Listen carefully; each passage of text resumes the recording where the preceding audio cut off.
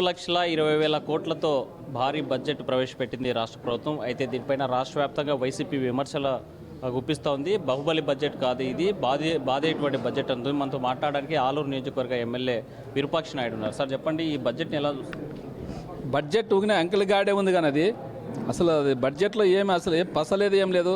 ఎందుకంటే పోనీ వాళ్ళు బడ్జెట్ పెట్టినారు కదా, కానీ సంక్షేమ పథకాలన్నా ఫుల్ఫిల్ ఇచ్చినట్టు అది లేదు.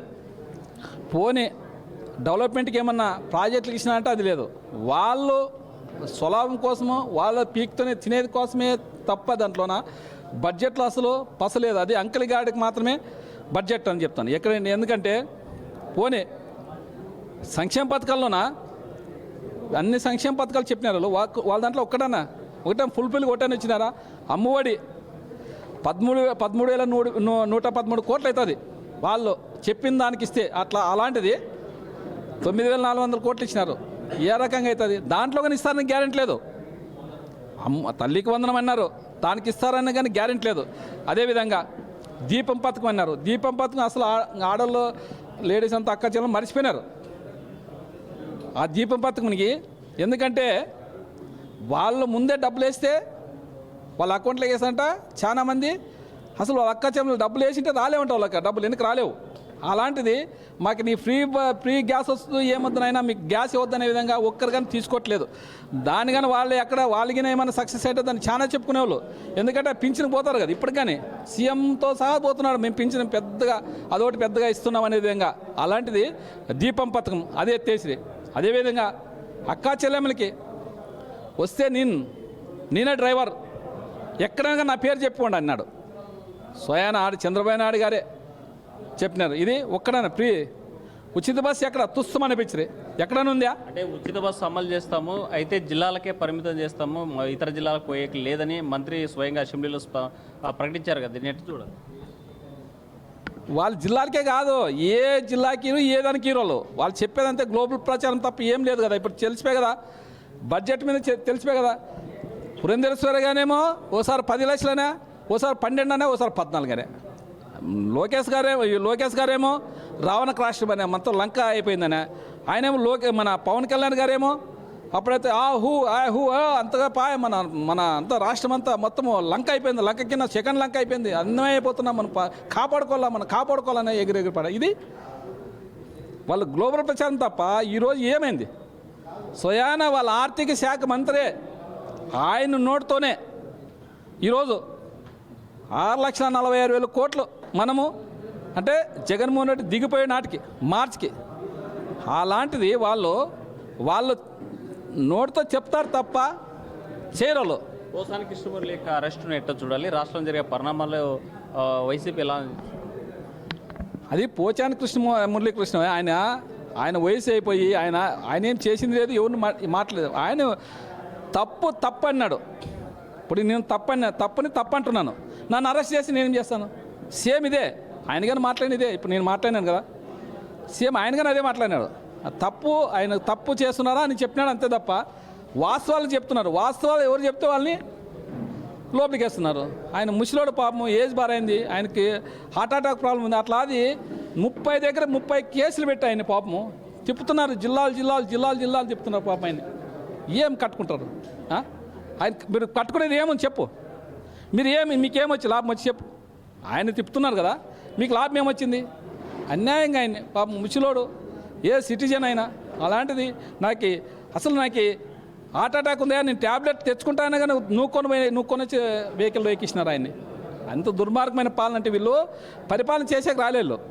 జగన్మోహన్ రెడ్డి వ్యాఖ్యలపైన కూడా నిన్న మాట్లాడుతూ కార్పొరేటర్కి ఎక్కువ, ఎమ్మెల్యేకి తక్కువ అని కామెంట్ చేసినటువంటి దానిపైన జనసేనకు సంబంధించినటువంటి కార్యకర్తలు ఫిర్యాదులు చేస్తున్నారు. దీని ఫిర్యాదులు చేస్తే జగన్మోహన్ రెడ్డి గారు అరెస్ట్ చేస్తారు. ఇంకా ఎందుకంటే వాళ్ళ పని పోలీస్ డిపార్ట్మెంట్ పని ఏమందంటే ఎవరు కంప్లైంట్ ఇస్తే వాళ్ళ కంప్లైంట్ వీళ్ళు స్కెచ్ అంతా వీళ్ళు ఈ సంక్షేమ పథకాలు మనం అమలు చేయలేము, ఈ అరెస్టులతోనే మీడియా అంతా దీని మీదే పోవాలనే విధంగా వాళ్ళు చేస్తున్నారు తప్ప వాళ్ళు ఈ 5 సంవత్సరాలు వాళ్ళ సంక్షేమ పథకాలు చేయరు, అభివృద్ధి చేయరు. వాళ్ళు ఉండే పవన్ కళ్యాణ్ అయితేనేమి, లోకేష్ అయితేనేమి, చంద్రబాబు నాయుడు అయితేనేమి, బీజేపీ అయితేనేమి వాళ్ళు పీక్కునే తప్ప ఇప్పుడు వాళ్ళంతా తలాకింత ఎంత కావాలి కళ్ళ పీక్కొని తింటున్నారు తప్ప వాళ్ళ రాష్ట్రాన్ని వాళ్ళ రాష్ట్ర ప్రజలు కానీ రాష్ట్ర అభివృద్ధి కానీ వాళ్ళకి అసలు ఏం పట్టలేదు.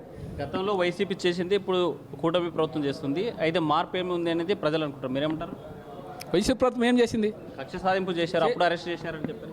అరెస్ట్ ఎవరు చేసినారు? రఘురామకృష్ణ లాంటి వాళ్ళని పెట్టి లోపల పెట్టి రఘురామకృష్ణ వాళ్ళని చేస్తే ఆయన్ని ఎంత మాట్లాడినాడో మీరు చూడండి. జగన్మోహన్ రెడ్డి ఎంత ఎంత ఎంత హీనంగా, ఎంత వల్గర్గా, ఎంత అసలు చెప్పుకునే మాటలు కానీ మనకు రావు, అంత హీనంగా మాట్లాడినాడు ఆయన. చూడండి మీరు కావాల్సిన వీడియోలు ఆయన ఇప్పుడుగా ఉంటాయి మీ యూట్యూబ్ రఘురామకృష్ణ కూడా మాట్లాడండి. ఏమంత జగన్మోహన్ రెడ్డి సీఎంగా ఉన్నాయని అంత హీనంగా మాట్లాడితే మళ్ళీ అరెస్ట్ చేయకుండా ఎట్లుంటారు? ఇప్పుడు ఏం చేసిన? ఇప్పుడు ఎవరన్నా మాట్లాడినారా? ఇప్పుడు రఘురామకృష్ణ గారు ఎంత హీనంగా మాట్లాడారు. సీఎం హోదాలో ఉన్న మనిషిని జగన్మోహన్ రెడ్డి సార్ని అంత హీనంగా మాట్లాడితే మళ్ళీ ఆయన అరెస్ట్ చేయకుండా ఎట్లుంటారు? ఆయన అరెస్ట్ చేసినారు కానీ తప్ప ఆయనేమి ఇట్లా ఇబ్బంది పెట్టి మొత్తం జిల్లాలు తిప్పలేదు కదా. దానికి మా జగన్మోహన్ రెడ్డి అట్లా అనుకుంటే అసలు టీడీపీ నాయకులు ఎక్కడ ఉంటుండ్రా? అసలు మరి ఆయన జగన్మోహన్ రెడ్డి గారు ఆయన సీఎం అయితేనే పెట్రోల్ శ్రీరామ్కి ఆయనకు ప్రాణహాని ఉందంటే ఇద్దరు ఎక్స్ట్రా గన్మెన్లు పంపించినాడు. 1+1 ఉంటే 2+2 ఇచ్చి పంపించినాడు. అలాంటి వ్యక్తి మా జగన్మోహన్ రెడ్డి.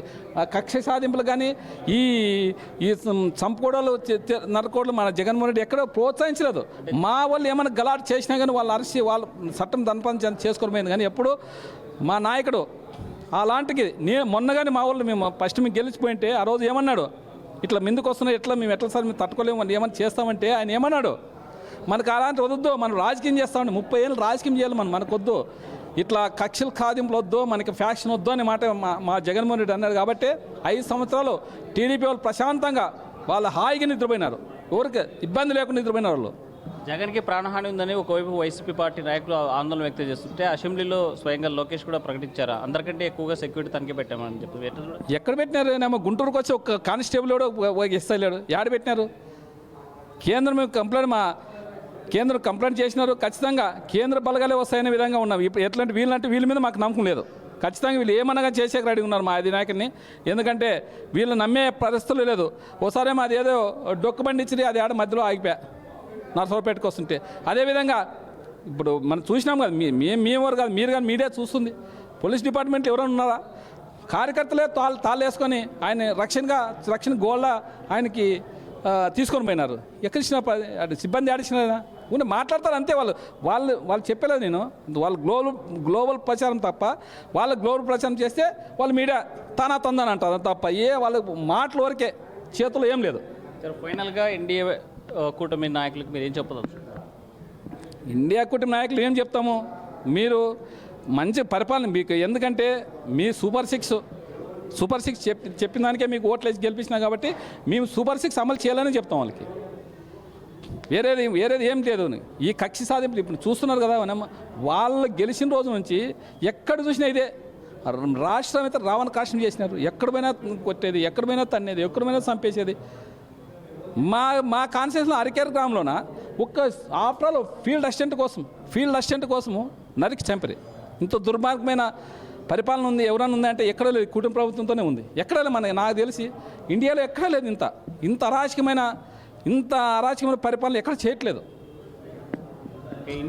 ఎన్డీఏ కూటమి నాయకులు ఒకటే తెలుసుకోవాలి, అరాచక పాలనకి స్వస్తి పలకండి, అభివృద్ధి సంక్షేమం వైపు దృష్టి పెడితే ఆ ప్రజలు మేమందరం మద్దతు ఉంటుంది. అలా కాకుండా కక్ష సాధింపు చర్యలు చేస్తే మాత్రం తిరుగుబాటు తప్పదని హెచ్చరించేట పరిస్థితి. మరిన్ని వీడియోస్ కోసం ఛానల్ ని సబ్స్క్రైబ్ చేయండి. లేటెస్ట్ అప్డేట్స్ కోసం వాట్సాప్ ఛానల్ ని ఫాలో అవ్వండి. ఆ లింక్ డిస్క్రిప్షన్ లో ఉంది.